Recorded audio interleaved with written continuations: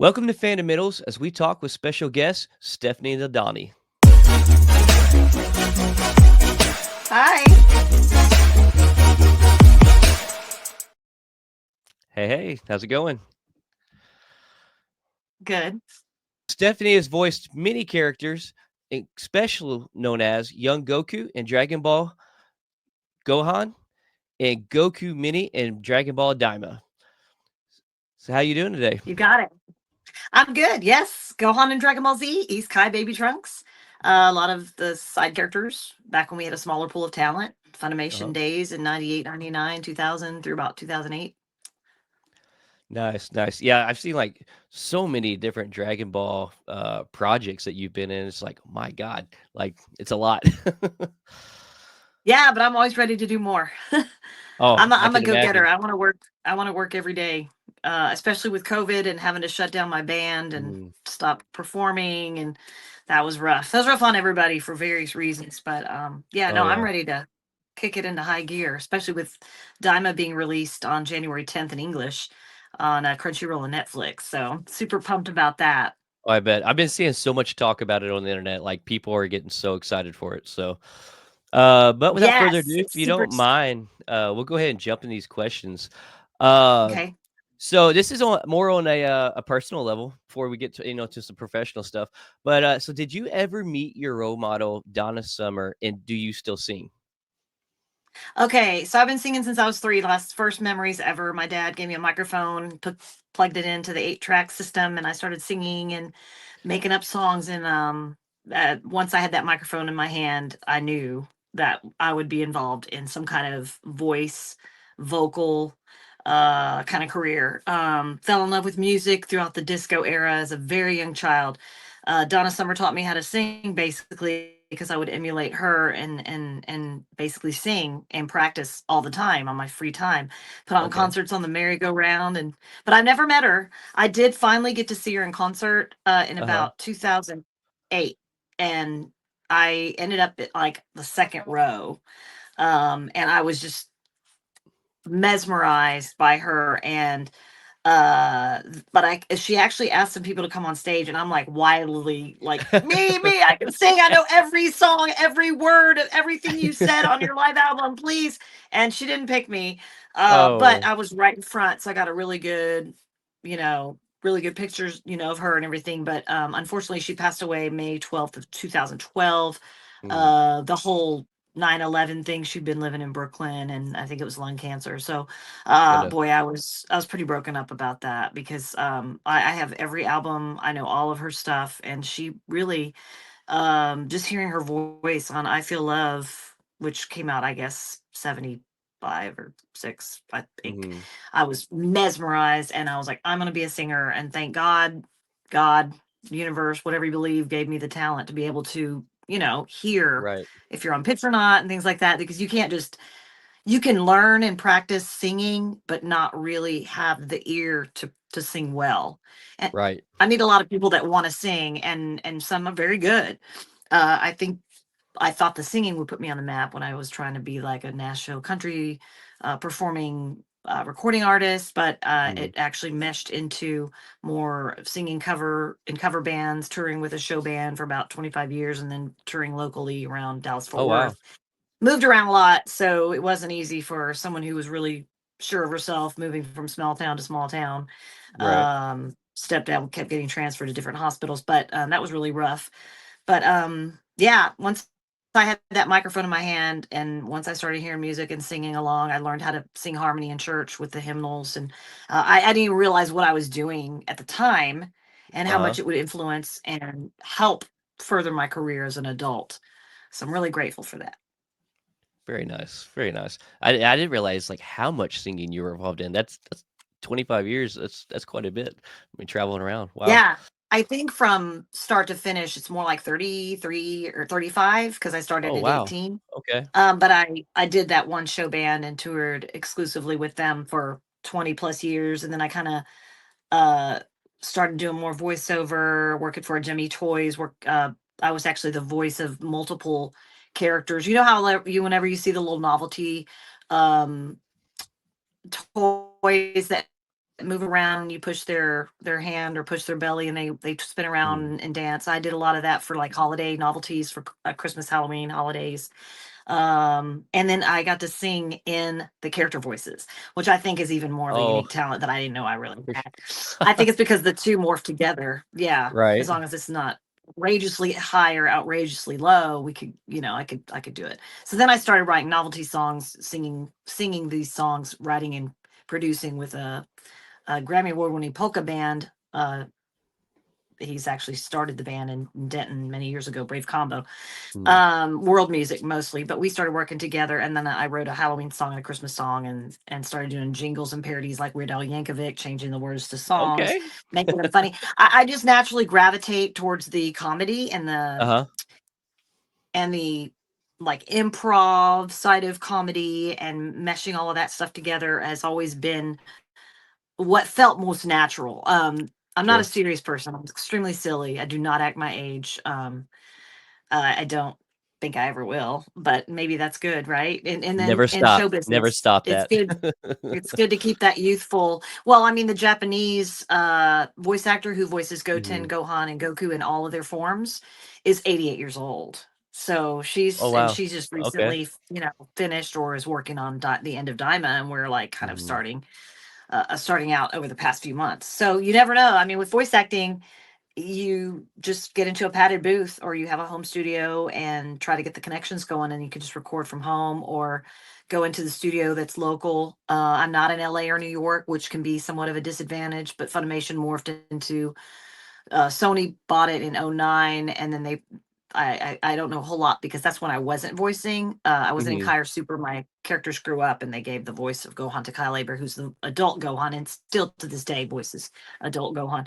So then Crunchyroll bought it, which is actually owned by Toei Japan, which they're the reason I'm back in Diamond. They're the ones that reached out and Ah. had me come back. And Mhm. after all these years, 16 years of being kind of out of the loop without really wanting to, Mhm. because I do all kinds of voices. I do, because I did East Kite, already, I'm the queen, and Baby Trunks, a lot of that goo goo gaga. Mhm.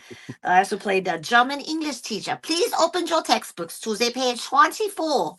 Random. I played this crazy Icosa's mom. I don't know what her name was, but she was like, I brought you some fudge. I brought you some Rice Krispie treats. Like, I don't know why, but the silly character voices have always come Yeah. naturally to me as opposed to the really serious. It's not that I can't produce the voices, it's just, Right. it's more natural for me to be silly and over the top and instead of serious and You dramatic. you do them great. Like, I follow your Instagram, and, like, I've seen I can't remember who it was, but I seen a reel the other day where you were going back and forth with a gentleman's, voices, and you were doing his voices, and he's like, "Well, why do I even need my job? You can nail these voices of my own characters."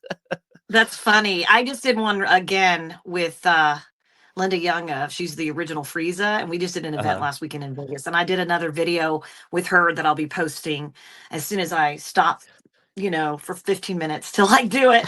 I've been kind of busy lately, which is great because that's what I've want. Yeah. I do better when I'm busy, when I have stuff on the calendar, when I'm go go go. Mm. Stagnant, not so good. That Yeah. can kind of get us all in a funk. And so when I stay busy and I'm doing things and I'm working with kids and I'm teaching, I used to teach voice and piano, beginner piano. Thankfully, that I was like, why would I be teaching piano? But I can teach beginner because I took lessons for 6 years and I have that ear, like I kind of like taught myself by Right. ear when I was younger. So I'm able to do that. And then the vocal lessons was kind of actually difficult for me because I've always been the singer, always been the performer, but I was able Mhm. to work with kids because I have a huge affection for kids, and I have anime kiddos all over the world now that I'm embracing. I wasn't able to have my own. So, Mm. so yeah. That's great. So, like, the band you were talking about the music a while ago, I know this is kind of not even on the list, but, so was it a country band, or what kinda is that what you're saying? It was country, or Vince Vance and the Valiants was R&B, soul, jazz, Motown. okay. Actually, it's really more of a 50s and 60s Vegas type Okay. act. So we did Yeah. costumes, three girl singers. I was a literal baby. Like when I joined, I was going to UNT and Denton for music and theater and working on plays and community theater just constantly. Um, and I did do some dance. I did the drill team, the pom pom squad in Kansas, and various parts of Oklahoma, and show choir, and that was my Mhm. thing. And Nice. then I joined, the show band Vince Vance and the Valiants. I actually got the audition through. This is kind of a funny story. I'll try not to talk too long about it, but No. so I joined a band at 18, like right out of high school. When I started college, Mhm. I went to a fraternity party and became a little sister for the Pi Kappa Alphas, and they had a band performing, and I was up in the front jamming with the music, and they said, "You want to sit in?" Because it's no big deal. I said, "Yeah, I want to sit in." So Mm. I'd had just enough performance experience that I wasn't, scared, because Right. I had stage fright at 10 and 11. It was really bad. I was scared to perform in front of people, but I wanted to do it for a living. So how are you going to do that other if you can't get Right. over your stage fright? It's not going to happen. So my voice was actually, they had the window open, we were rehearsing. I don't know, it's probably like April or May in Texas, and my voice was, we were jamming, and the people Mhm. across the street could kind of hear us. And it turns out Lindy and the Look was a band that Lindy Wilson across the street was putting together, and he heard me singing through the window, which is kind of cool. That is And pretty as I was cool. leaving, yeah, and he's a great singer, and his brother was a guitar player. They had a band called Hollywood Heart, and I was kind of already hanging out with those guys. And then I met the guys Mm. from Brave Combo. I eventually, 5 years later, was working directly with Carl Finch and Brave Combo, polka band guy, I think I mentioned. So like it was all like this little Denton music town, UNT, North Texas kind of Mm. thing. And then when I joined Vince Vance and the Valiants, the reason I joined Vince is Lindy had the same agent, and after I auditioned, um, I drove to Dallas. I was so scared because I was like, never driven in a big city before, and Mhm. because I moved around a lot, and small towns. Anyway, I made it to the audition. They felt I was more suited for Vince Vance and the Valiants because they tour. I was super young. I didn't have any attachments. I was still living at home. And I could sing, dance, and act. Whereas Lindy and the Look was similar. But they Uh-huh. did less dancing, more backup Okay. singing. Lindy was the focus. Vince Vance is obviously, and was, and still is, the focus for his band. His band started in 71, but it was Mhm. mostly like three girl singers, and we would sing harmony with each other and for him. And when he would go change costumes, we would be out there singing songs, lead songs. Then we would change costumes when he would come out. And it was just a theatrical visual extravaganza. And we focused on 50s and 60s, but we did sing a little bit of 80s, dabbled in 90s later because we did do a Mhm. Madonna medley. We each sang a Madonna song. We did the Supremes. We did Poodle Skirts. We did Do Run Run. It's My Party. All these songs from the 60s. We did a hippie medley. Vince Vance came out in a tie-dyed shirt, and we did, Beatles music, and Wow. I'd like to teach the world to sing in perfect harmony. I don't expect you to know any of these songs. You're obviously much younger No. than I am, but Well, I grew up, believe it or not, so one of my first mixtapes was a '50s mixtape. oh, my mom Oh, yeah. listened to the 50s Oh, when I yeah. was little. Yeah. Yeah, Yeah. I listened to '50s music, like, a whole bunch of genres growing up. It was like hit miss. Like, country will always be, like, my root core music that I grew up on, '90s country, but, Yeah. Oh, a 90s I country. oh, that's the best decade to me, That is but, the best. 90s country. Yeah. yeah, but, yeah, no, I love all genres of music, and, like, yeah, like, so my grandma actually, had put together a mixtape, and it was side A and side B, and it was all '50s music, so, like, yeah, '50s and '60s, but I think it was mainly heavy '50s. I got a lot of experience with the disco genre because my dad had all the Okay. albums. So I fell in Mhm. love with ABBA, and Oh, yeah. my mom loved Neil Diamond. I was listening to Neil Diamond while I was still in her belly, and so I have a huge affection for Neil Diamond music. So Neil Diamond, ABBA, Donna Summer. I love Toto, 80s music, Oh, yeah. Squeeze, some of the one hit wonders. I know I'm missing. Oh, Pink Floyd and Queen are also two of my favorite bands. ELO, that's the other one. I know Okay. we got to move on, but Yeah. I can Oh, talk about. you're I could good, do you're a whole good. nother interview with just Yeah. about music. Well, Trust same. me. So Sounds like that's part of, like, part of the reason, like, I moving to Texas is for the live music scene. I have a oh, music it's great I here. own a music fest as well, and so I'm actually relocating my music fest in, San Antonio. So yeah, Oh, I I love love San live Antonio. music. Like, me and my son actually spent, New Year's Eve in Nashville just listening to live music as well. But yeah, yeah, I'm with you on that. Yeah, Next on my yeah. list is, so quote what is like a maybe a go-to quote or a favorite quote that like you really live by, or maybe or a good quote for that's like good life advice quote? It's just like you're like, yes, that is my go-to. I love this quote.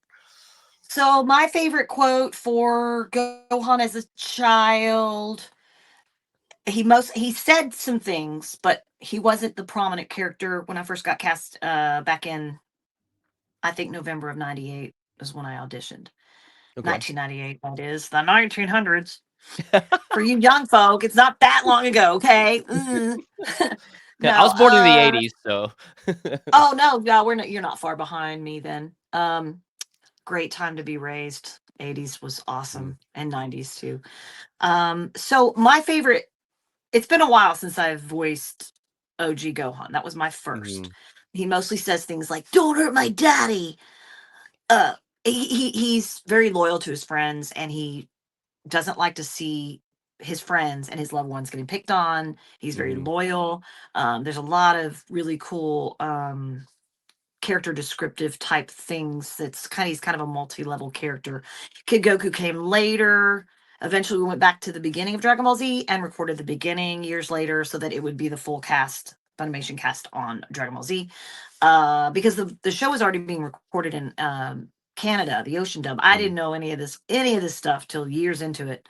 I didn't even know what anime was when I auditioned for the female. I auditioned for all the females, Bulma, Chi Chi, Poir, all of the girl characters. But then before I left, the director Barry Watson was like, "Well, can you do the voice of a boy, like a young boy?" And I was like, "Sure, of course I can," because I'd already been doing funny voices from growing up and recording on Right. cassettes with my friends, and we would interview each other and write the theme song. And so I was already doing like creative stuff since I was had my first memories. It was whether it was Sure. music or voices or being silly or coming up with skits. I was writing in a journal. At one time I wanted to be a writer. And then I started playing piano by ear, just on all my free time, writing songs and poetry and blah, blah, blah, blah. I mean, I had plenty to do. I was fine being left alone. Even as a baby, I'd entertain myself. Got Mhm. in trouble for running around too much, so I'd just open the door and leave and explore the world at like 3 and 4. Got in lots of Woo. trouble for that. Rode my bike all over Humble, Texas, outside of Houston, at age 6 until it was really dark, and I was not afraid of anything. And back then, it didn't seem like it was really all that bad, but I Right. worried the poo out of my mom and my dad, but they were split at that point. But still, um, now I'm like, oh, the lines.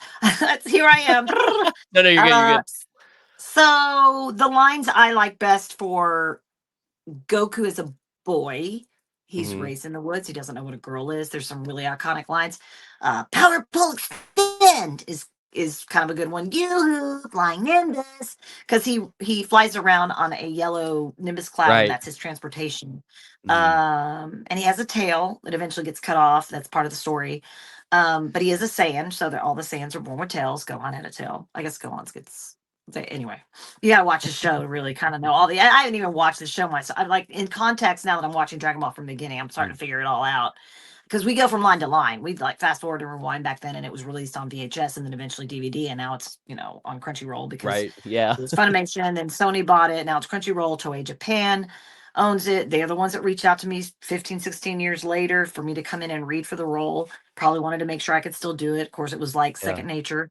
Jumping back on the bike, and had great chemistry with the director. And so we started recording in September, and we couldn't announce anything till October 18th because I was on a non-disclosure, but it was announced at New York Comic Con that I was going to be back for DaMa. And the fans were writing in constantly because they knew about it. I didn't know about it Right. till later, but a year before that event, New York Comic Con 2023, is when they Mhm. announced they were working on Dragon Ball Daima, Akira Toriyama's project. And then he passed the March of 24, which is Mhm. really sad. He's the Mhm. creator and he's a legend. And Yeah. Dragon Ball Z is one of the biggest animes of all time. And thank God I had that opportunity and was in town and could do this audition because it's changed my life. And I mean, it's Huge changed fan base. millions. Huge. Yeah. Huge. I mean, I'm meeting people that are now friends of mine, that whether they're fans or friends or both. Mhm. I have a camaraderie with artists and vendors. I use people's art there for my table, my merch table, because love creativity and I like supporting other artists because we're Sure. all artists, we're all creative, 100%. eccentric. Yeah, and so we all support each other. And then there's the wolves out there though. There's the snakes. There's some people I, Mm, can't will not work with again because of various reasons, integrity issues and some mm, agents that have really, really done me wrong. They're not all bad. Don't get me wrong. But I've had right. to learn because I'm nice to everybody, and then you can get really taken advantage of, which is sad, but it happens. Show Know business exactly what you is mean on that, to be honest with you. Not in show business, but just that in general. it can be any profession. Yeah. There's politics, there's cliques, there's people bad mouthing you behind your back. I mean, that's part of our existence is we're social people, Yeah. but some people just don't grow up or they don't have a spiritual connection or for whatever reason they're out for Mm, themselves and you have to be aware of them and protect yourself, but also learn from it and right. navigate your life in a way that you just got to set boundaries. And that Mm, was difficult for me early on because I was, moved around a lot without wanting to and being ripped from school to school. It was hard for me to get mm, along with a lot of my peers, especially girls, because I was a singer and a dancer and a performer. And I was very sure of that career. I wasn't showing off. I wasn't, that was not my goal, but I do know that I wanted to pursue that. And I think there was some kind of a threatening nature in the sense that I came in and auditioned for the plays and was getting some of the lead roles. It was making people mad.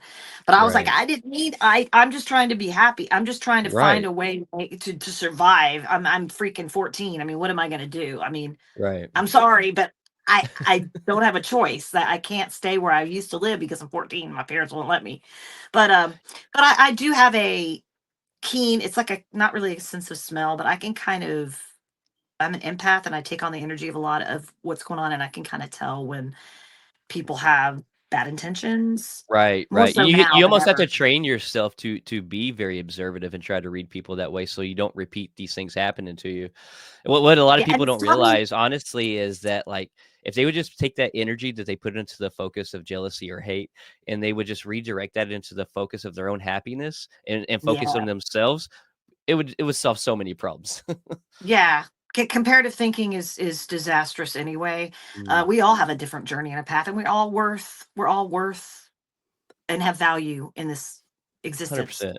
And Yes. there's reasons for all of it. It's all going to make sense to us later in life or when we pass on or transform or whatever you believe. But I think it's just really important to try to be the better. I don't say the better person, but be the best version of yourself every Right. day when you get up and just learn from them. Because if you keep doing things that are ill-gotten or you're doing things that are selfish or what's that word, opportunistic, Mhm. uh that's not good. Like if you just view and change your perception to like the world is giant, it's limitless. For the longest Right. time I thought everything was limited and I was in this bubble because I was my stepdad was extremely strict and he was in the military and had been in the Mm, military. So he and we were oil and water because I'm just a ball of energy and he had right. boys and my mom had a girl and a boy. And so I was the only girl and I was over the top expressive and he didn't know how to deal with it. My mom did. I lost her unfortunately in '99 right after I Mm, got cast as Gohan to cancer when we lived in Kansas. There was some toxic exposure. So I had real I'm life. sorry. It was terrible. Yeah, she was 51 Mm, years old. It was actually pneumonia, which really? is awful. No immune system. You can't fight pneumonia because of the chemotherapy.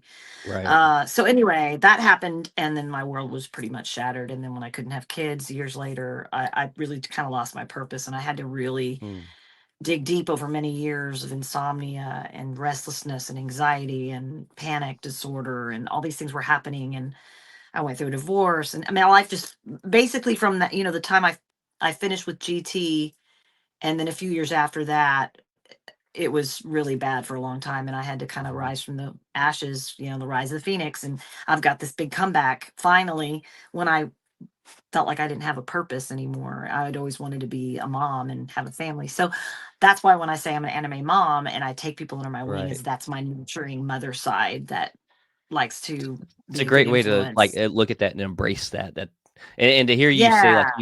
you rose out of that. So many people struggle to rise out of, ruts in life and things that, tear them Pain, loss, apart, and grief. so it's great Mm. to hear you overcome that. I didn't know how I was going to get out of where I was. I was not on Mm, social media. I didn't want people to see me that way. I could barely eat. I lost a ton of weight. I was having to goodness. have Dan, my bestie, drive me places because I was just so Mhm. jittery and I was weak.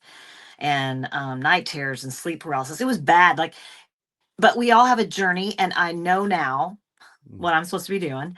Uh, do the next right thing, help others, be of service. There's all these life skills I've relearned, coping skills, mhm, counseling to get me through some grief that had been harbored for many, many years that I wasn't addressing, PTSD, some mm, really traumatic moments as a child. In that strict environment, all I did was want to squiggle free and be like, no. right. So, but yeah, no, I use it to help others, and that's what it's we're all supposed to be doing. We're supposed to be Yep. walking each other home, basically. 100%. And like I firmly believe too that like, while we're going through these trials and tribulations at different seasons in life, when you're going through them, you're kind of like, why is this happening to me? Or, it's Yeah, it's hard not to think that sometimes. And then I truly believe though, like when we overcome these things and we build this strength, you never know who's seeing your journey and how that yeah, and what? inspires and helps others get out of that. Or Yes, people would rather talk to someone like you or someone who's been through things that they can familiarize relate. themselves with than someone who's over here reading off a textbook and telling them how they should get out of it. And so, like, I think Right. that's a special connection you can make to help people that Yeah. nobody else can. And therefore, helping others helps yourself because then you feel the Mm, reward in your heart, whether right. it's donating, A sense of charity. fulfillment. Yeah. Yeah. Yeah, and I go to schools for the ones with mental issues. I have a huge Mhm. heart for people who suffer from poor mental health, Mhm. broken homes, domestic violence, women that have to Mm, leave with their kids and they need a shelter that nobody knows about or nobody knows where it is so they can be safe. right. Big advocate of anti-bullying, being bullied mostly Mhm. emotionally by my my classmates. And they were we were all immature back then, and they didn't, they saw me as a threat, because I'm like the new kid, literally for the year. Like there's like one new kid, right? One or Right. two new kids a year in these small Right. towns. And I look back at it now, and I see now how hard it was then. But now that I'm an adult, I'm actually more equipped and better able to handle adult Mm, bullies because bullies don't have an age. right. Anybody can be No, bullied they for any don't. reason, whether it's your name or I mean what, Mm, and that's just because kids, and when we're immature and haven't fully developed our feelings and who we are in the world and our right. place, and we don't understand how to how to you know Yeah. navigate life And a with lot of all of adults that. still don't, to be honest with you. Right, that's what I'm saying, and it's very disappointing, but it's you Yeah. gotta learn from it and embrace it and be like, "Okay, you can't Right. change it." Serenity prayer. I can't control this, but I can do this. Then I can live in the present instead of the past, Mhm. which is more depression, or live in the future, which is more of anxiety. So it's like a balance, and it kind of just shapes who we are. And so Yeah. now, of course, I'm a loving, nice person. So I really actually, I forgive all of those people that Mhm. were mean, and it, my adult bullies are way worse. Trust me. Yeah. There are some haters out there. I mean, There is. whoa. Whew. But I just, just pray for them, wish them Yep. well, hope they get Yeah. help. If they need help, they get help. Well, kudos I for just you look for at doing, things. like, all these mentoring, like, I'll tell you right now, thank you for being one of those people that do that, because man, we need more people like that out there for real. Uh, And to like really focus, help them focus on the positives and the mm, encouragement and the support, as opposed to watch out for so and so. You need to, you don't want to be warning them about things that may or may not even happen. So it's right. kind of like, and when I first joined my first band, they were picking on me. I was the youngest. I was the thinnest. Of course, I was young. It's a little easier to not put on the weight till you're a little older. I don't know. It's different for everybody. I don't want to go Mm, into that either because I don't want it to yeah. sound Me wrong. neither, because when I hit 30, whew, Ooh. let me tell you, life Oh, changed. 30. I mean, I was like, what is this? Booty? Yeah. What Yeah. is all of it? I mean, what is going Metabolism on? gone. I would eat whatever I wanted. I think it was 27 when it happened to me, and I was like, Yeah. uh-oh. But anyway, yeah. So it's like as you get older, you Mm, just this stuff gets refined, or right. I truly believe there's a devil among us, and there's bad, people that digress, uh, Mm, spiritually, that go out and do horrific things. yeah. They watch the news. I mean, I love watching the news, but then I Yeah. hear all these horrible stories, and I'm like, I don't know if I want to watch news. Right. And who's Yeah. choosing what I see? Who's behind all this? And are they Mm. Democrats or Republican or blah blah blah blah? So I just watch Dragon Ball It's or a bit of Beavis and both from Butthead, what and I realize. Like, mindless. there is no good or bad side. There's good and bad in Yeah, all sides. it's a balance of both. It's cause and Yeah, effect, yeah, and the yin and for the sure. yang. And yeah, I studied a lot of Middle Eastern religion when I was working with Brave Mhm. Combo because the guy was into that and philosophy. And when my Mm, mom passed, and he was still in my life, kind of a guru, and really transformed my way of thinking and opened up my mind and my life to so much. And I just, I wish that for people that have the ugly sides come out, that they work on that and try to be better yeah, people, because we need it. I mean, people, we this, do. the world is fallen, it's upside down. There's so much destruction and violence and murders and crimes, and we need to try to focus on being nice to people, You're and right. just hope that you don't get taken advantage of, and if you do, learn from that too. Yeah, 100%. Yeah. So next on the list Oh, is whoop, go ahead. Nope. I forgot to tell you my favorite Gohan line. It's, "You Oh, forced me to awaken this hidden power." Ah! I nice, love very that nice. line. Doesn't that sound like a It does. No, that's superhero? great. Yeah, He's no, it got the sounds like cape. some real stuff's about to happen when you said that. Yeah, he means business when he finally Yeah. unleashes. It's great stuff. But one more funny line from Goku. Okay. "Why do women have butts on their chest? What do I care about seeing your dirty old fanny?" See, he doesn't know a boy from a girl, lived in the woods as a Yeah. kid, super Yeah, so actually strong. I know these lines. So like I've not went through the full journey of Dragon Ball yet, but I'm actually in the first season. So don't judge me. Yeah. But No, like we're yeah, probably so at the same. I'm about a dozen episodes in. So yeah, I've Okay. actually heard yeah. Those lines those happen pretty early in Dragon Ball, and then I mean, Yeah. right now we're watching the scene where he turns into the ape, and then Oolong changes himself into different characters. Which, by the way, I Yeah. think Oolong is freaking hilarious. The Brad Jackson was the original voice actor for him, and Brian Massey voices him now. But anyway, yeah, and seeing like all my old colleagues and hearing their Uh-huh. voices and the context of it, me and Dan are just laughing, laughing, laughing. It's great, and that's something lighthearted and carefree to watch before you go to bed instead of Yeah, yeah. Actually, forensic so fun fact, files. I that's mean, actually when I've watched it. Is like it's one of those when all right, it's the end of the night, it's time to watch a few it's episodes, fall lighthearted, it's asleep, but carefree, yeah, it's silly, it's fun, it's something yeah, lighthearted to be on the brain and before you try to rest. So yeah, the next question. right. Sorry, I just ended up No, no, going no, off on you're one good. thing. Nope, nope, you're good. I'm one of the world's worst of going on tangents, so I embrace it. So don't even worry. Yeah. So what are your most memorable moments while working on Dragon Ball? Like any Dragon Ball project, what was like one of your go-to most memorable moments? I like the funny ones. Some of the directors were the same age, Hmm. so we had the same sense of humor in a sense. We knew the same lingo.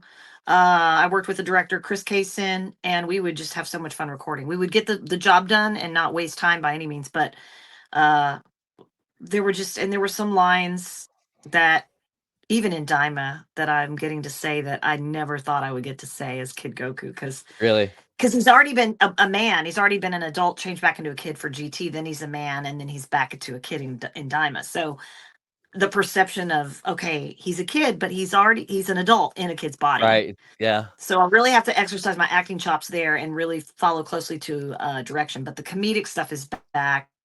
The nostalgia's back. The fans are going to love it. It's a whole new adventure. It's a demon world, bunch of new characters, bunch of new younger cast members that are kind of up and coming. I'm so proud of them. Of course, I'm like being all motherly to them too.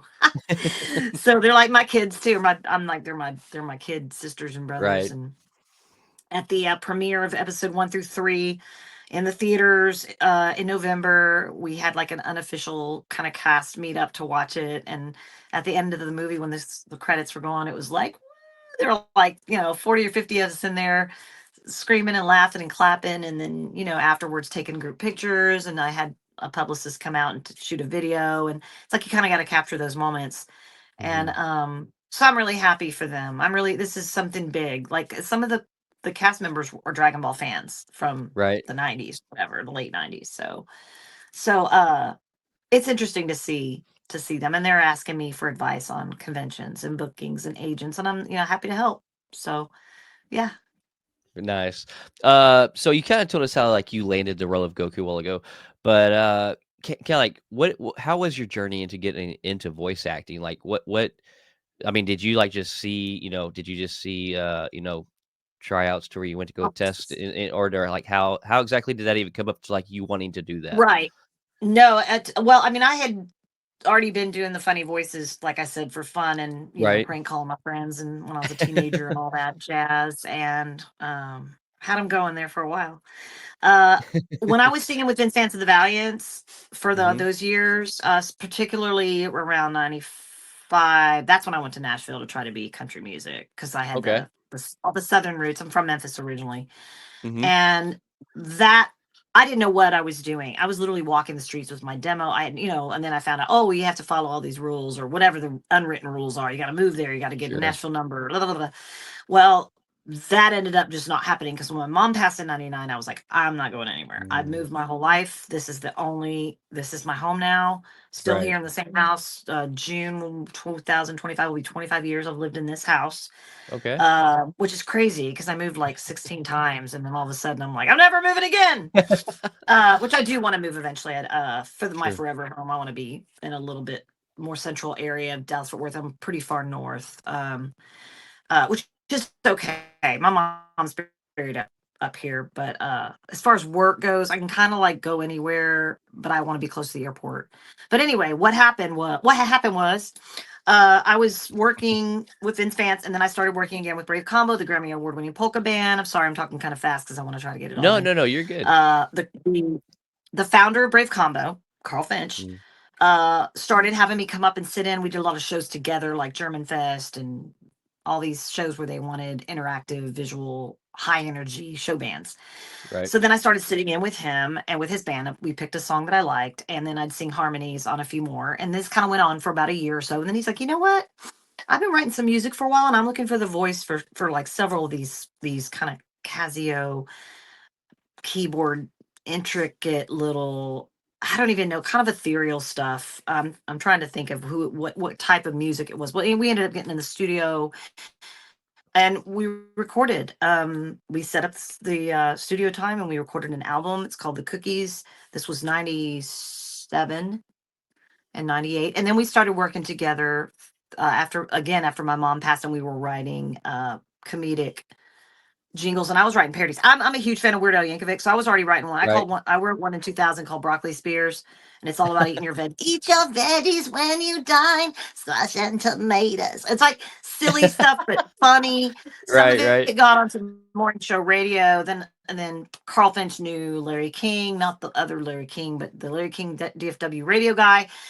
He brought me in to sing some solos on some jingles and parodies I wrote, and then those went onto a comedy network. And from there, I went back in the studio again and did some stuff for Helen the Hen for Chuck E. Cheese through Carl.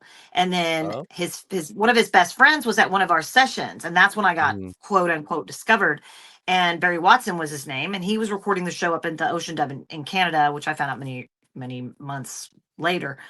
And he heard something, a quality in my voice that was similar to the Gohan, who was also a singer in Canada, who I finally got to meet a few years back. That was really fun. And so he asked me if I do voices. I said, yeah, I work for toy companies. I did some Hell in the Hen stuff. I do it for fun. Um, and so he gave me his card and vice versa. And when it came time for him to move it down to Dallas Fort Worth, he called me to audition. So that's kind of how that happened. And then when I went in, I didn't know what Dragon Ball Z was. I didn't know who any of the uh, characters were. I didn't even know what anime was. None of us did. Most none of us really did back then. And when I auditioned for all the females at the end, they asked me if I could do the voice of a boy, young boy, and so I channeled my stepbrothers and my nice. brother. Gave him a kid voice. Yeah, they liked it raspy. People are like, "Why Right. are you so raspy?" They told me to be raspy. It's not my fault. Some people are like, "You sound It's like you've how been it is. smoking." You have to go with what the director wants. You really don't have a Right. say. Right. I mean, I don't try to have a say. I mean, I have my own ideas. I'm not gonna Right. lie, because we're creative types.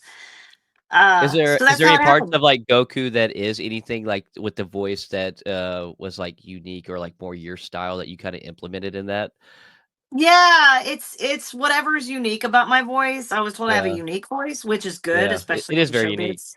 If you Yeah. sound like someone else, then you're gonna sound generic, which not cutting down good vocalists, but it's Right. Right. like Right. because even Like cookie in cutter almost. yeah, and which is Yeah. great for Yeah. studio, session Hmm. work, singing demos. I definitely did my share of singing some demo music, and it was mostly the 90s country because my one of my best friends, Troy Powers, is a songwriter who wrote All I Want for Christmas Is You for Vince Vance in 88. Came out in 89, 5 years before the same title song by Mariah Carey. It's a totally different song, but she was definitely influenced Hmm. by Vince Vance's country country blues hit. But that's a whole nother interview. But he's in Nashville writing songs now, and that's their biggest hit to this day. So that's how it happened. And from there, I might be called in once every 3 or 4 months. I might be Mhm. there once a month. It was never steady. It was never anything I could do by itself. It wasn't enough to cover bills and things like that. I was always constantly running around, sitting in with bands and helping people out, subbing and singing with advance still. So I Mhm. had plenty to do. Then Carl and I continued to work on more music. And then Dragon Ball, I started to see how big it was. Went to Italy with my show band for a naval tour and saw Dragon Ball Z stuff in Italy. I saw the show in Italian on TV. Then Burger King came out with their toys for the kids meals, and that was like the little figures. Mhm. And then I still, in my brain, I didn't know. I thought it was just Mhm. going to have its time and that was going to be it. Kind of like when you see the talk shows, they're always promoting Mhm. something. The guests are always like, oh, this is coming out in theaters, whatever. So I Right. still thought, not thinking negatively, I was just thinking realistically that it would have its time to shine and then it would fizzle out. Well, we all know that didn't happen. It No. kept going. Yeah, and Dragon Ball growing. GT came out. I was cast as Goku in that, and that was probably 06, 07, 08. And then it continued with Kai and Super. I'm not in those shows. Characters grew up. Mhm. Various things were happening. That was when I was trying to start a family and have a wedding and all these things. Mhm. And then so now it's the comeback. So I'm just really glad that I'm more than grateful to the fans for writing in to asking Toei to bring me back. They want the nostalgia they grew up with. It's like me listening to Donna Summer or Neil Diamond. Those are my voices of my childhood, so I could relate Right. in that way. And I also watched cartoons. I watched Looney Tunes and Smurfs, and those become ingrained in your brain because you're constantly watching them and Oh, listening to yeah. them, and you become connected. That's why pop culture is so important. Mm. It actually adds words to the in the dictionary. You've got, because I grew up with Superman too, the 1977 Christopher Reeve, Wonder Yes. Woman, Linda Carter. Like I'm old school. Lou Yeah. Ferrigno. I've been appearing with. Oh, yeah. He was the first celebrity I met at a Comic Con in 2000, and now I met him 23 years later and was sitting across from him having dinner in the guest lineup. I was like, this is crazy. You're not going to remember me, but Right. no, it was really a pleasure. I'll be also appearing with him in Houston in spring in March for Pop Culture Con. So I'm Okay. getting to know some of the celebrities I grew up with. It's so cool, and it's important to encourage your people. Parents should encourage their kids to get involved in these things because they're healthy escapes from life and reality, Yeah. or troublesome things happening at school, or bullying Mhm. or domestic violence, or it's a healthy way. And whether it's video Yeah. games, movie, I mean, Mhm. whatever it is, you've got music like we've talked about. And pop culture is really important, and these events are extremely important to the attendees because they can relate to the others that are there. There's cosplay, Right. they have their favorite animes, oh, and then they meet, and next thing you know they're friends, and there's Right. camaraderie, and it's a safe place. I've met lots of the fans and attendees who are autistic, and they feel like they don't fit Mhm. in because they have this illness that they have, or a diagnosis, I guess, that they can't do anything about. Right. And so they can come to these places where they're safe and can be embraced. And some of the guests maybe aren't so great with them. I personally want to shower them with even more love because Mhm. they've got their own challenges. We all do. So these comic cons and comic book appearances are really good for everybody involved. I mean, Yeah. it's usually a win-win for everybody. The store owner brings in patrons, they sell more, I sign Yeah. autographs, the fans are happy, they get their picture, video, whatever they want, and it just feels great to be Yeah, in no, you front of you the couldn't have fans. said that, like, more perfectly. So, I've attended a lot of cons, and I used to own, a part of a con, and, like, you what you Okay. said, as it being a safe outlet to where people feel, like they can express themselves and just let it Mhm. overflow without any judgment. Oh, that's probably one of the best Right. feelings about being at those cons, is that right there, getting to see these people be themselves Yeah. and it be safe, like, on top of that, because like you said, the world can be Yeah. it can be dark. But deep dark yeah. despair. You just can't focus on that. Just focus on what you, yeah. Get yourself to a Comic Con, Oh, and for I sure. like it You're missing when out if you haven't been. So. it's so fun, even if you're not an anime fan or just any kind of Oh pop yeah. culture. You go to a Comic Con as opposed to an anime con, or so most Comic Cons have a little bit of everything. You know, whether Hmm. it's Star Trek or Star Wars or what is that new? There's all kinds of new shows I've missed out on, but Yeah. I mean, hope Marvel, yeah. DC, and all that. Yeah, Yeah. Marvel, DC. That's a lot of what I saw back when I first went to my first Comic Con in 2000. I didn't even Hmm. know those things existed, and it was like one of the best weekends of my life. Yeah. So now, especially after COVID, Mm. there's more of them now than ever. They're everywhere. They're all over Yeah. the world. They're all over United States. Yeah. Well, you're living And in the best state for Comic Cons. Texas is the there's nerd a bunch capital in of America. Texas. Yeah. Like Texas is known to have the most Nerds Comic Cons. unite. Yes. Another reason See? why I'm coming down there. So. Yeah, there's so much to uh. do here. Great Mm, shopping, great restaurants. It's central. It's kind of central. I mean, it's south, but mm. And it's I'm a big central. foodie too, and like the food selection is insane. Barbecue, Mexican, Mm, Tex-Mex. South Texas, though, mhm. McAllen region and the Rio Grande Valley has some amazing, authentic Mexican food. And I grew up also in Mm. Eagle Pass, which is on the border of Mexico as a child. Okay. So moving around a lot, mostly Yeah. Texas, but I did live Mhm. in southeastern Oklahoma and southeastern Kansas. We came back to Louisville. This is where we set up ship. I guess I was a junior in high school. Not a fun time to move when you're Right, almost right. your senior Yeah. year. I graduated with a whole lot of strangers in a brand Mm. new giant school, and I just felt like an ant crawling I around, can imagine. which is fine. I mean, uh, but I never wanted to go back to the reunion for I just didn't know those Right, people. right. That You don't really have need that to set your connection. roots. Yeah. Yeah, my middle school was when that's the school I wish we'd have never moved from, and that's Durant, Mm. Oklahoma, off 75, just over the border of Texas, Sherman, Texas. I stay in more contact with my middle school friends from fifth to eighth grade than I do Mhm. from my eighth to 11th grade, and certainly more than the school mates From here, senior. Marcus High Yeah. School, Slog Mountain. Yeah, I Yeah. never had time to really develop roots with them. I did make friends eventually. I cried a Right. lot because I didn't want to move, but it's also made me more resilient. You can just kind of put me anywhere, and I just find a way to adapt, which was Mm. something I was doing without realizing it at the time. Mhm. Thankfully, it didn't make me bitter. It made me sad for a while, but not bitter. I don't want to act like that to others, and it made me Right. learn what I didn't want to do or how I didn't want to treat people more than anything. It actually made me more compassionate for the diversity in humans, and you know, That's great. yeah, I love it. it's good now, but man, at the Yeah. time It was I rough going was through it and developing that character. miserable.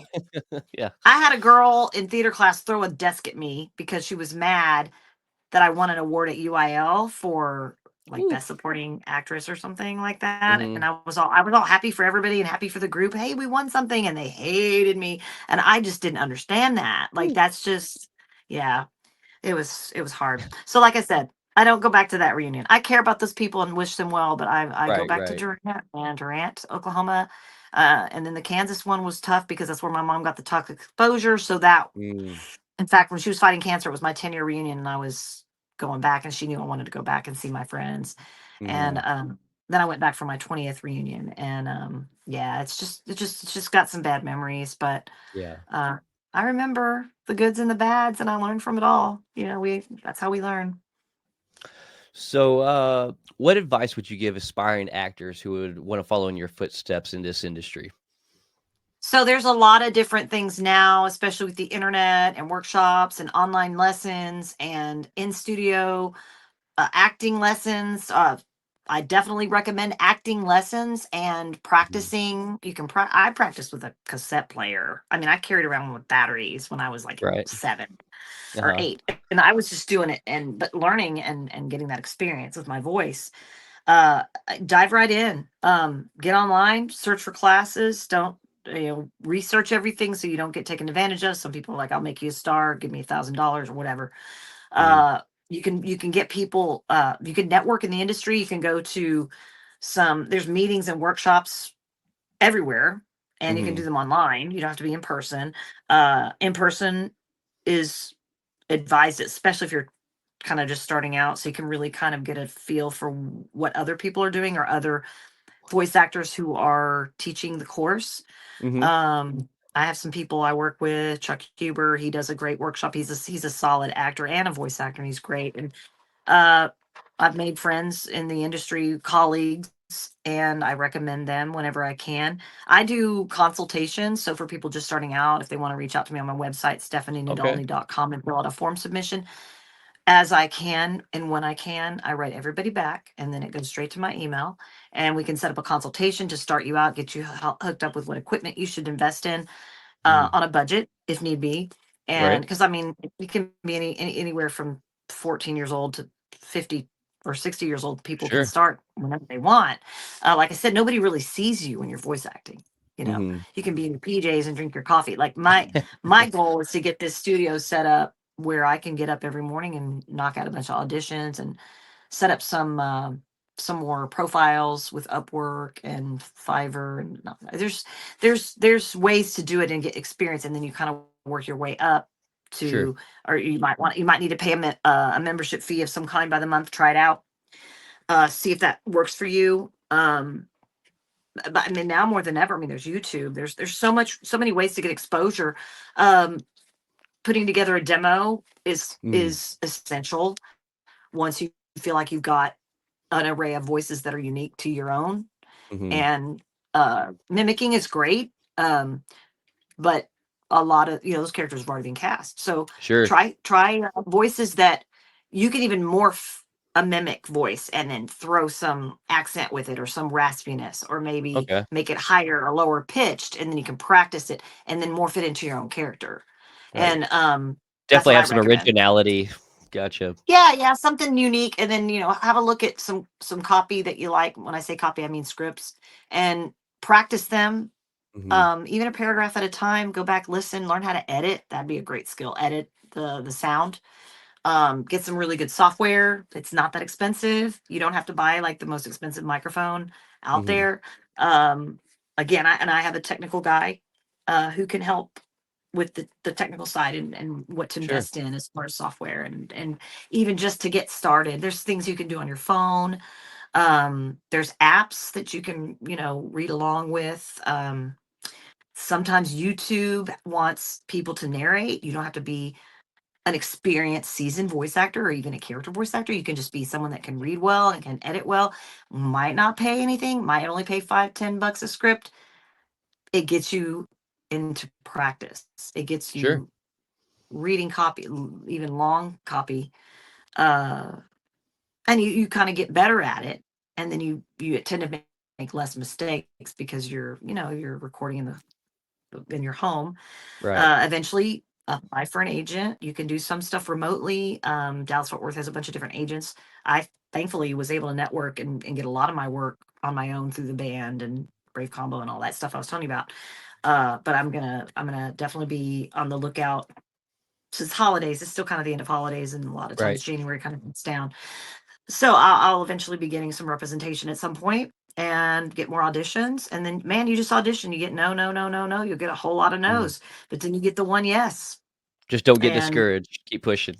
yeah, it's part of it. It's part of it. Unless you're just by chance, a novelty, and you Mm. you nail your audition from the beginning, but that doesn't mean you'll nail the next one, or you might nail it and you're just not what they're looking for. I Right. also, if you get auditions, audition as soon as possible. Make sure it's on time. Follow Mm. every instruction because they are detailed about how they want the files, the size of the file. There's some intricate instruction there. You got to follow that to the T. There's also mentors out there who are coaches.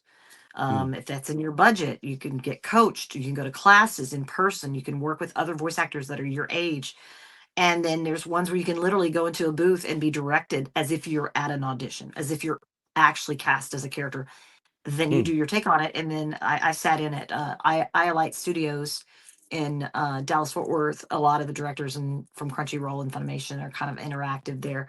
And then you can mentor these kids and give them some really valuable Oh feedback, wow. like, ooh, that Nice. sounded a little southern, maybe take the accent Sure. out, or try it this way. Perceive what you think this character looks like. What would that, read the description, Mm. stuff like that. there's stuff I don't even know about out there for people that can get started for sure. Very nice. Yeah, very nice. Thank you. That's Sure. actually a lot. That was a lot. So yeah, anybody wants to hit you up first. Yeah, get I on get your that website, question a hit you lot. up first. Um, Hmm. so we kind of heard like who some of your musical influence was, growing up. But who's been your Hmm. biggest like who's someone who's been one of your biggest influences and mentors in your career, and like how did they impact you? Aside from the music, Hmm. I have a huge heart and attraction to a lot of the Disney princess voices because I kind of grew up Okay. with kind of old school Disney. Hmm. Huge fan of The Little Mermaid, the original Jodie Benson. She actually was one of the few that not only sang her parts, but she was also the voice actor of the character. A lot of people don't realize that sometimes they'll have two different artists. They'll have the one Hmm. that's the spoken and the one that sings. Because sometimes you can be a great voice actor, but you don't know how to sing, or maybe you Right. can't Right. stay on pitch, or that's just not your thing. Well, with her, she did both, and I think that's amazing. And that's like a dream job for me to work on a big feature like a Hmm. Disney. It doesn't have to be Disney, Pixar, whatever. I mean, I'm not in LA. I'm not. It's the Right. chances are slim, but that would be my dream role. Singing and voicing a character in a musical type Disney Gotcha. type So like story. Disney princess, those actresses and stuff, that's Yeah. kinda you're like, "Oh my god, this was, what kinda helped you direct you in that way." Nice. Yeah. That's And great. I obviously, who doesn't look up to Mel Blanc? I mean, the guy could do anything. He voiced Yeah. so many countless characters. And as a kid, I didn't even think about I want to be a voice actor. I want to do voices on a cartoon. Like it wasn't that. It was definitely Mhm. music and singing and vocal technique and all of that stuff was what I was attracted to, and then the piano and all that. But as far as like in the industry of voice acting, that's kind of. Yeah.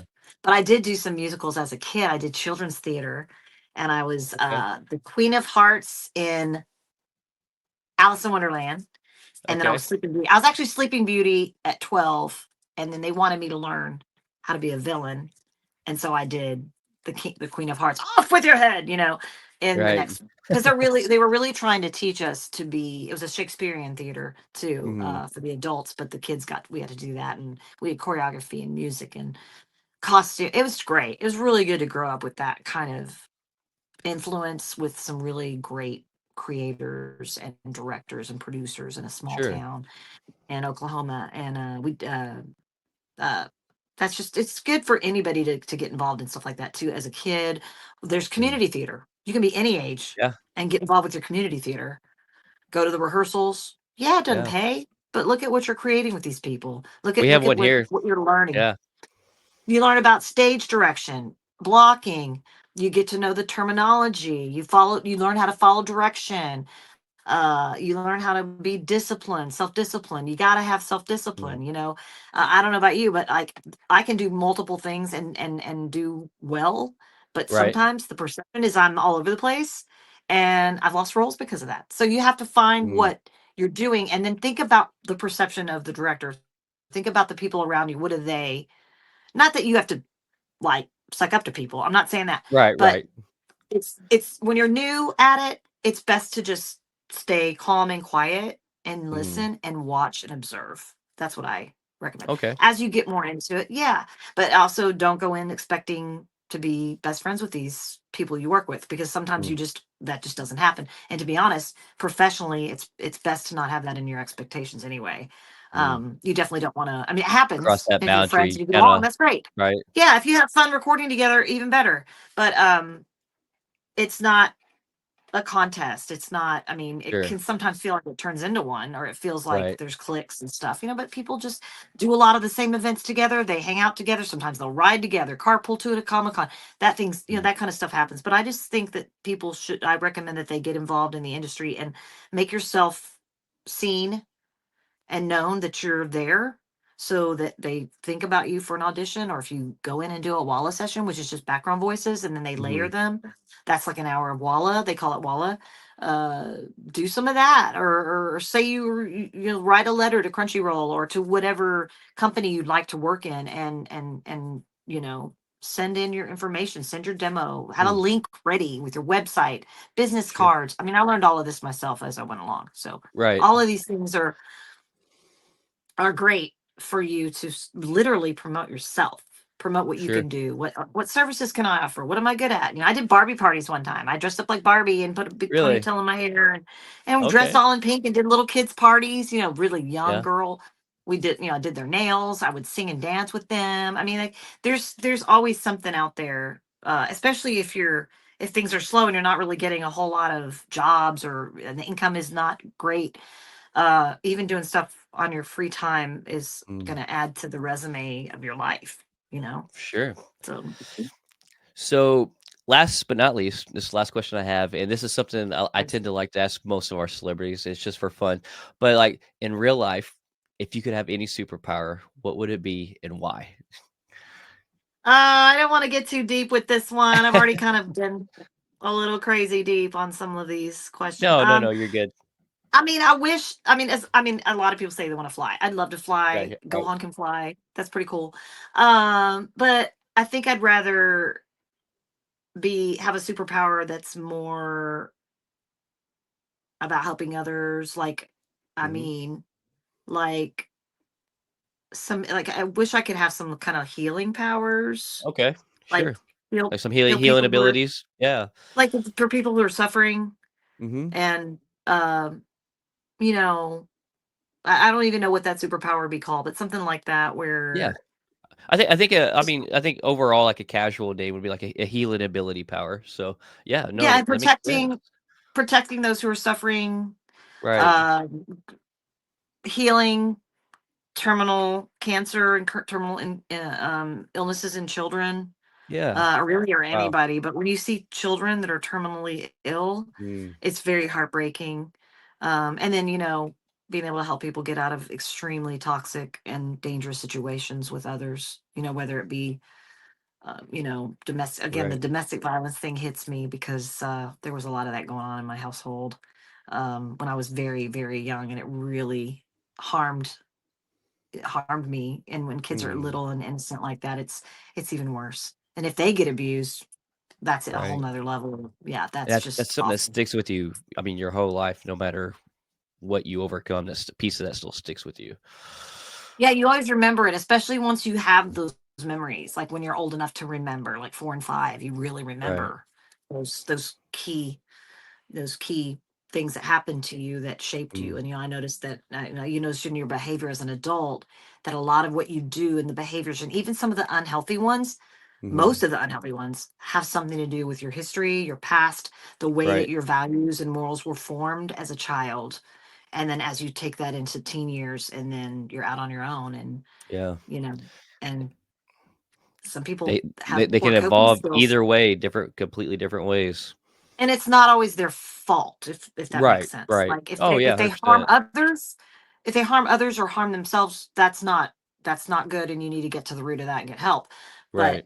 even just, like, you have somebody come in and say, like, you're in an office job. I had a sales job for a while, and then you're like putting all your stuff on your desk, and they have OCD, and they're like trying to put things in a certain, that's just a behavior thing. It's all it is. Yeah, It's not yeah. harming anybody. But I don't know. I think it's always good for people to dig deep and look inside, and Oh, try yeah, to be better. for Self sure. awareness, Well, mindfulness, living in the moment. Yep. I have to say that's probably one of the most selfless powers that, I think we've heard on here, so kudos to you for Oh, that. and I'm not just That's saying a great that. one. I just, No, no, no, I know, I I'm being just, serious, like, I mean, and yeah. that There's would so make the world much. a better place on top of that, so, like, that's a great answer. There's just so much pain and suffering, and if there's just a Ah, way to turn it yeah. around, or even just alleviates the suffering, and really get people the mental health help Mm, they need, the ones that have right. these thoughts that want them to hurt people, or take advantage of people, or hurt Mm, children, or kill people, or whatever it is it's the devil. It's not. Yeah, that's the stuff that I would right. want to do first and foremost, is just keep people safe and protected. Other countries, third world countries, where they're Mm, sleeping on the floor, on the ground, bugs, and I mean, it's just yeah. that kind of stuff. For sure. So that kind of wraps up the questions. So I Okay. know you have Dragon Ball Daima dropping tomorrow. We'll be dropping this interview the same day. So you kind of want to, give a self promotion thing with the Dragon Ball Daima. And if there's anything else you have going down the line that you can tell, if you can't, I get it. Yeah. But go ahead. Yeah. Website StephanieNadolny.com. I do have a Facebook page, Stephanie Nadolny Voice Actress. I have Instagram, Stephanie Nadolny, TikTok, at Steph Nadolny. My website's really kind of the best place to go for kind of all of that. I will be updating, my assistant and manager will be updating the dates of where I'll be. I do have a lot of bookings already through June, so I'll be all over. I'll be up in New Jersey. I'll be in Rhode Island, Anime Rhode Island. I'll be at MegaCon next month, which is huge. That's in Nice. Orlando. That's my first time to be at MegaCon. I'm super stoked. Daima's, opening some doors for me to be For able to sure. get out there in the trenches and meet everybody and hear these stories about how Dragon Ball Z got them through their hard times or whatever. I just love it. And so I'll just be posting that. We'll be down in the Houston area again. I'll be up in the Midwest, and I will be in Missouri somewhere. Springfield, Illinois. I'm hoping to get to Ohio and Seattle, waiting for those to kind of come through. I do get to Miami at least twice a year. I did just get invited to Puerto Rico in August. Okay. South Texas, Harlingen, probably later this year. Got some great, great friends down there, great promoters and shop owners. And like I said, the food is divine. So, and hopefully getting out west more. Love to get to Cali. Yeah, it'll all be on the website. And you can follow me. I'll follow you back. And I write to all my fans, my kids. Gotta write them back. Oh, and if you want shout outs for special occasions, you can get a hold of me through my website as well. Fill out a form. It goes straight to my email. Okay, nice. And Daima will be dropping on what platforms again? Crunchyroll and Netflix. It starts tomorrow, which will be Okay. today when you see this. January 10th. Right. I come in January 17th in episode 2. Then I'll be Okay. 3, 4, 5, 6, and however many they have. We don't even know how many we're doing. So it's been Nice. very hush hush. It's like even the director's like, Yeah. I don't know. When is it? Which one's coming up? Nobody told me. One day at a time, we do what's in front of us. I'm like, okay, that's cool. I can Right. wait. I waited 16 years to get back in the realm of this whole thing. I can wait, weeks and months, no problem. Very nice. So thank you so much for taking your time out and doing this with us again. And you heard it, Dragon Ball Daima, January 10th. Thank you so much. Kamehameha! Yeah.